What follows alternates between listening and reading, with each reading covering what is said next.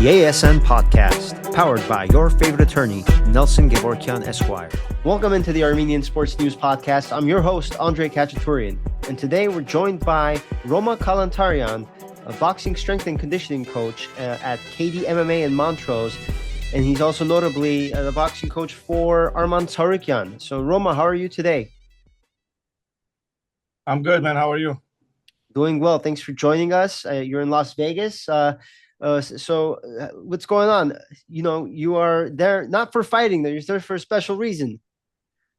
Yeah, I'm here for my daughter's gymnastics competition. This time it's not fighting, but yeah, come to the city for all kinds of different tournaments. Yeah, when you mentioned you're in Vegas, I'm like, wait, what's going on in Vegas this week? But that's really cool. But let's talk about your career. Take us back to when you were younger. How did you get into combat sports? Did you compete? And how did you get involved with the sport? Yeah. Of course, I competed as a kid in Armenia. Then we moved to Poland first. Then I was training and competing in Poland. Then my family moved to Germany, and then I was, training and competing for Germany. Then in 2000, I moved to America. Then I was training over here and fighting over here. Then I turned pro and I got injured. Then I got surgery after surgery. It was a very bad injury, bad surgeries. And then I had to kind of, give up fighting. Then I never really wanted to coach anybody, but I was going to the gym to train. When you train since you're 5 years old, it's very hard to just stop. So I was going to the gym to train, and friends and everybody at the gym, they had some fights set up, so they were asking me to help them out, to share some knowledge with them. I had close to 300 amateur fights, so a lot of knowledge over there. There's a lot of new guys wanted me to help them. Some guys, some pros, some amateurs. Then I started helping people, and then next thing you know. And that led into a coaching career. So you said at first you didn't want to coach at all, and then people started reaching out to you. Is that something that kind of grew on you? That hey, I'm actually good at this. I want to continue to do this. I started coaching them, and then I got married, and started my own family. Then I had to do some kind of work, right, to support the family. Not like any work, but like really something good. So then I decided, okay, I've been helping everybody, I've been coaching everybody, so why not opening a gym? And then I've had other things going too besides the gym, but then I opened the gym, and the rest is history. I mean, since 2000, I think it was 2005 when I first opened the gym. And then ever since then, I've been in this business. So more than 20 years now with your own Yeah. business. That's incredible. Yeah, I didn't even realize. Yeah, it's been more than 20 years. Yeah. So take me through that process, even before you met Arman, who have you trained that is notable and that their achievements you're proud of? Man, so many people. So many people. I've worked with Vanes, rest in peace. I work with my current partners, Karen Darabelian and Sevak Magakian. I work with Manny Gamburian, Carl Parisian. I work with everybody. Yeah. How did that come about when you first started coaching? Was it kind of, especially someone like Vanes, who was already established in the early 2000s, like, was it someone you knew who introduced you to them and then you started coaching them? Or did you kind of already know who they were personally because you were already in the sport competing? How did those relationships start? No, with Vanes is a whole different story. When I came to the United States, I was like 19, and Vanes was like, I think 13 or 14. So since day one, we were training together since day one. Wow. So when I first came to the United States, I was running to the gym for like an hour, running home. I had no car. Sometimes I would get a bike. So anyways, and then Vanes was in the same gym. So his dad started giving me a ride, and then he started talking to me like, oh, why don't you just work with Vanes too, ever since he was like 13, 14, 15, throughout the whole time, and then all the way to Olympics. So I've been training him and doing all that stuff since he was a kid, actually. So then he goes to Olympics and then comes back from Olympics, turns pro, maybe we've been working for good 26 years, That's incredible. And And obviously, since the last day he said goodbye to all of us. I was with him since the last minute. Yeah, so that's incredible. 20 more than 25 years you said that you've been training. yeah. We were training partners. We were sparring partners. We were friends. So yeah, that with him, that's how it started. With the other guys, every single person has a story behind it. But yeah, trained with Roman Mitician. Anyways, man, trained so many different people throughout the years. I don't remember all the names. Those Yeah. are the names that I'm not only a coach and a fighter relationship. Those are the people that we have like a lifetime relationships with them. That's why I'm naming those names. But overall, there's so many fighters. That's incredible. And obviously, you mentioned some MMA fighters in there, like Mani Gamburian. And what's the difference like when you have when you're training someone with strictly boxing versus someone like Manny or Arman Tsarukyan who does MMA? How does your style change for those separate sports? The thing is, when I broke my hand, I couldn't box anymore.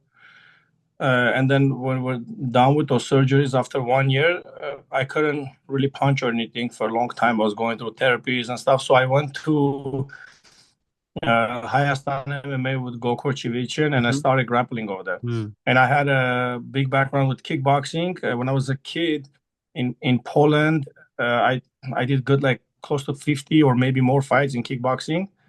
And then when I started getting better at boxing, I joined the actual team, the national team, and all that. So the coaches didn't let me kickbox anymore. But when you fight so many times, it stays with you. So I had a lot of kickboxing knowledge, and then when I started grappling, I did a good like maybe 3 years grappling with Gokor, Wow. and that's how we met all those MMA fighters. That's how I started working with them because there was nobody at the gym who had some striking knowledge. Nobody high levels who knew the striking knowledge. So that's how I started working with the guys too. So with the boxing and kickboxing background and then doing all the grappling with the guys, I started putting everything together.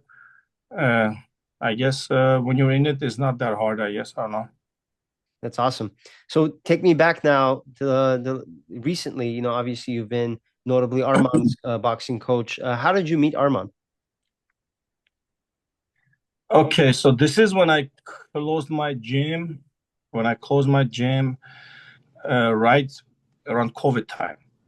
Mm. And Karen Darabedian opened the KDMMA first location in Glendale. He was in my gym as a coach. Also, he had his own classes over there. Then when I said I'm going to close it because I was being kicked out of the location, they were trying to open up a studio over there. So then I was like, you know what? It's been too long, man. I want to take a break a little bit. And Karen is like, okay, then I was going to get his own place. He opened up his own place, and I was still training people like fighters, pro fighters and stuff at Karen's gym. I would go there whenever I had one of my fighters had a fight, and I would train in his gym. I would train in back in days in I ISU, Wildcard. Whenever I had fighters, I would just pretty much I had all the keys for all the gyms in my pockets. I would just open and train people, so including KDMMA.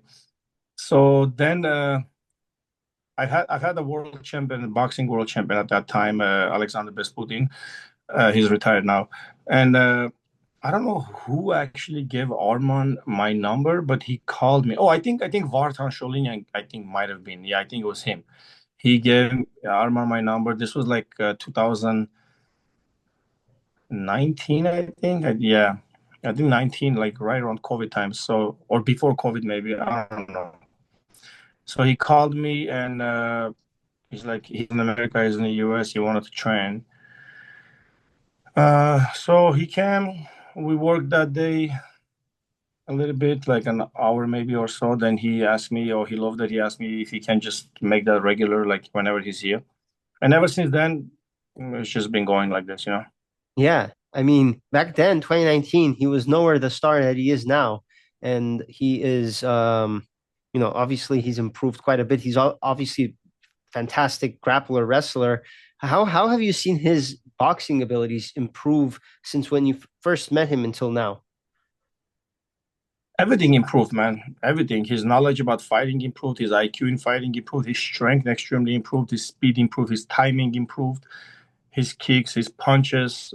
He got more mature, more like a legit pro fighter. Because, like, remember, I met him right after the Makachev fight, right after the first fight, right? So this was like a long time ago. So he was still very young, like super super young Yeah. back then. So now he learned so much. Like me as a coach, I try to always learn from my students, and I try to learn something new from this student to give to the other one, and on and on and on and on. And when you work with so many high level guys, it's fun, you get something from here, and you choose what to give to the other guy. So man, I'm actually helping him, coaching him, training him, but at the same time learning a lot from him too.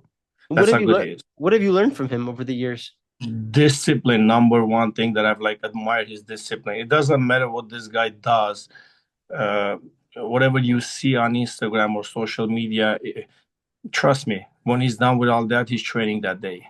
Or he already did his training before he's doing all that. Okay, so that's like one of the things. Like he can do like a 2 or 3 hour like straight nice like full on training, and then when everybody wants to get out of there so tired, go home, he'll get the foam roller and start rolling for 30 minutes and stretching for 30 minutes and cooling down for 30 minutes. Like you're like, wow, man, most people, they just want to be done and go home. They're so tired, but he's just going to take his time and do everything properly the right way. Discipline. He's got like, he's a fanatic when it comes to discipline.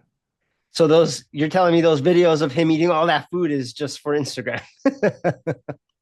No, he eats, he enjoys his life to the fullest. That's not what I'm saying. What I'm saying is, whatever he's doing, when he's done doing it, he's gonna do whatever he's supposed to do.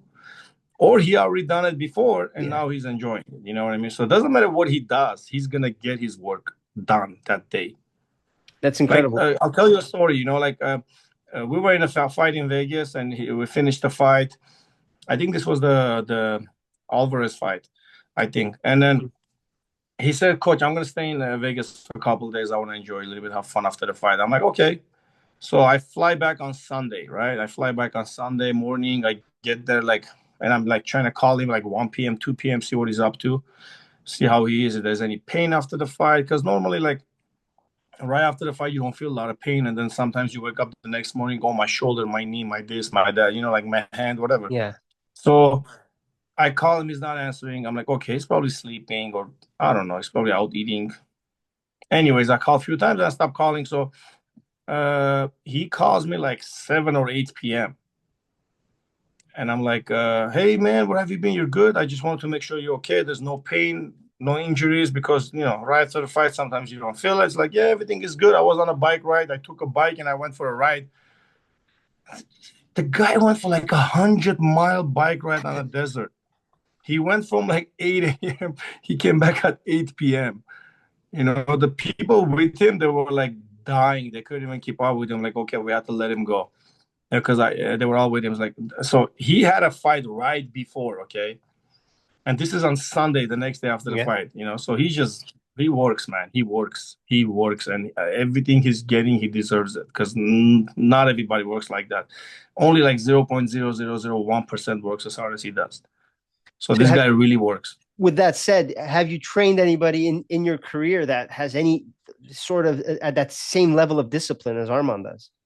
Not the same level. A lot of people work hard. A lot of people work hard. Like one of the hardest working guys would have been probably Manny, that we would have to tell him, "Hey man, it's enough. You're gonna get overtrained." With Arman, he works very smart. He works hard, but very smart. Not in the beginning of his career, but now the past few years, he works very smart, and he has all the right people around him to guide him the right way, and he knows what's right and wrong right now. He's a legit professional. I mean, you talked about Arman's growth in the last, 5, 6, 7 years that you've been training him. One thing I've noticed, just as an outsider watching him and his interviews, when he first started UFC, like I don't think his English was very good. The Americans really couldn't relate to him. And now you look at him and he's doing all these media tours and everything, and he's becoming such a star. I think that's important too in the fight game, and he's really, really improved on that.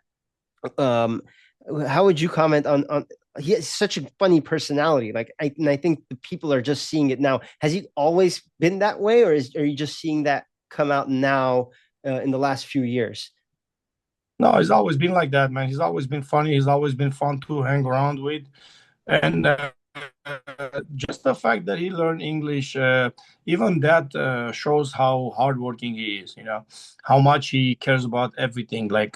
Because he knew without the English, he's not going to be the same when he first started. So even then, he was like, man, coach, I need to learn English. And he just put his time and put his effort and every day, before and after training, dedicate like an hour or so, to learn English. And look at him now, he's very comfortable with English. Absolutely. Do you know how he learned it? Did you take classes or TV or? I don't know. I think he was, as far as I remember, I think he was taking some kind of classes on his phone or something. But yeah, he was. I know he was learning. I mean, he was telling every day he's working on it. Yeah, even when he's not here. And plus, also when he's in like American top team in Florida, he's all surrounded with English speakers, the coaches and stuff. When he's um, pretty much when he's in the U.S. and he's not in Glendale or Los Angeles, then he's speaking English. So that helps too. Yeah, I Whatever mean, he learns, he practices. at the end of the day, you're trying to sell fights in America. So if you're speaking English and you have that sense of humor, and the American population can relate to you, it just helps you. And I've noticed he's done that, and it seems very intentional, and he's doing a great job at it. And speaking of his career, obviously we know where he is right now with his situation and not getting the championship fight yet. What do you think will happen? I asked this to everyone. Everyone has their opinion with Dana White. What do you think is going to happen throughout the next year with this whole situation? I honestly think, I mean, whatever happened, happened, and he's taking it very, very professional. He's not complaining. Everybody else is complaining about this fight. He's not. He's taking it very professional. He's doing his work. He's doing all those side grappling, wrestling matches, whatever he can get to stay active, to don't get the rust. Like his last fight showed actually that he's very, very good. Not everybody walk through opponent like that. You know what I mean? That's a very tough opponent. Not easy an opponent, and he showed everybody that how good he is. And honestly, I think UFC loves him. I don't care what everybody says, including Dana White and everybody. They know what kind of a fighter he is. They know what they have in their hands. You know, he's like for the UFC, he's like golden diamond. He promotes himself the right way. He carries himself the right way. Besides the Armenian aggression things, like he's not Armenian, so when someone jumps on his face, of course he's gonna swing, or when someone gets too close, of course he's gonna headbutt. It's a Yeah, normal thing. He grew up differently than the most American people over here. So did most of us. So we understand him kind of, but uh, he's got different approaches, certain different things. But he's a fighter. You can't expect any differently when you approach him certain way. So, but other than that, UFC loves him. I think he's gonna get it sooner or later. He's gonna get it. But also, you have on the other side a big star like Ilia Topuria. But they have to go. They have to kind of respect him too. He's a two-division champion. That's why they kind of, giving him this time with his divorce situation. It's just my opinions that I'm speaking. And I think sooner or later they all have to face him, including yeah. Gagey. He's at the interim champion, or Ilia, or whoever. But they have to face him sooner or later. They're gonna have to fight him, and then that's when we're gonna have that belt. I mean, you talk about Topuria and even Gaethje, both of those guys, fantastic strikers. That's the name of their game. How do you prepare against a fighter like that, like Topuria or Gaethje, if you're Arman? I honestly don't. I mean, yeah, Gage is a tough guy, but I was ringside, right, maybe second row for this last fight, and after seeing that fight, I don't think he's a phenomenal striker anymore. I think he's not as good as before, maybe, or maybe it was just for the way that his opponent was. It was very hard, unorthodox. Sometimes styles make fights, right? Yeah. So, but I think we shouldn't have any issues with Gagey. I don't see having a problem with Gaethje mainly because of the way Arman controls the distance with all this brawling like wild style of punches that Gaethje throws is just gonna punch air, I think. And then when he's every time he misses, Arman's gonna have an answer for him. And maybe not every time, maybe every other time, but he's gonna miss a lot. And when he misses, he's gonna have answers coming towards him. And how he's gonna handle that, we don't know. We'll see. But yeah, and plus he's wrestling. He's very good at takedown defense, but we have seen like very high level wrestlers like Khabib and those guys or Arman. Yeah. I don't think he's going to be able to, defend those, maybe the first one or the second one or maybe the third one, but we have 5 rounds fight. Yeah. 5 rounds of nonstop pressure. He's going to get what he wants. Arman is going to get what he wants. And when it comes to Ilia, man, Hooker or Alvarez or some of those guys that he fought, they have very good striking too. And they're tall and it's very hard to strike those guys. But with, like I said, again, with his distance, the way he manages and controls the distance and the timing, it's very high level. It's very high level, and his legs are very good. We have seen that, signature kick he landed on, what's his name? Oliveira? The Brazilian champion. Oliveira, Oliveira? yeah. Those types of things, those low kicks, Yes, Oliveira. The way he landed on Oliveira, he's got very good legs. He's flexible. He's super fast with his legs, So when he keeps him in a distance, he can work his legs. When they try to close the distance, somebody like Ilia, because he's short, he's got short arms, he really has to, the way he does with everybody, he closes distance, like really has to get in your face in order for him to land a good punch. Plus, he doesn't throw those boxing punches. He throws more like the, maybe it's a bad comparison, but like Mike Tyson style punches, Yeah. I mean, he'll never be able to punch like Mike Tyson, of course, but yeah, the short punches. Yeah, jabs. And in order for you to do, yes, those short punches, turning those short punches, I think that's when he's going to end up in Arman's clinch. Or, so styles makes fights, and you can always get lucky in a fight. Anybody always can get lucky in a fight, land a big punch, or get your opponent like some kind of cut or like injury or But if you look at the statistics and the styles, both of them guys, Gaethje or Ilia, have very, very low chances against Arman. Interesting. And there have been some talks that Arman may potentially face Max Holloway if Holloway wins the BMF belt next month. Is Holloway kind of another situation where Arman would be favored against, especially because Holloway is much older, just like the Gaethje situation where maybe their best days are behind them? Who's he fighting? Max Holloway is fighting Oliveira. Oh, okay. That's a good fight, actually. Yeah. If he wins, that's another different fight. We have to have a little bit of different approach because just like Arman, I think Max knows how to control the distance too. He's not bad at it. He's really good. His striking is really good. More like hands, not the kicks, but I like his hands. But that's what we're gonna do. Kind of unboxing a little more. I think when he fights Max, not to how to attack, but how to avoid those hands and use those moments to take him down and clinch. Right? You understand what I'm saying? Yeah.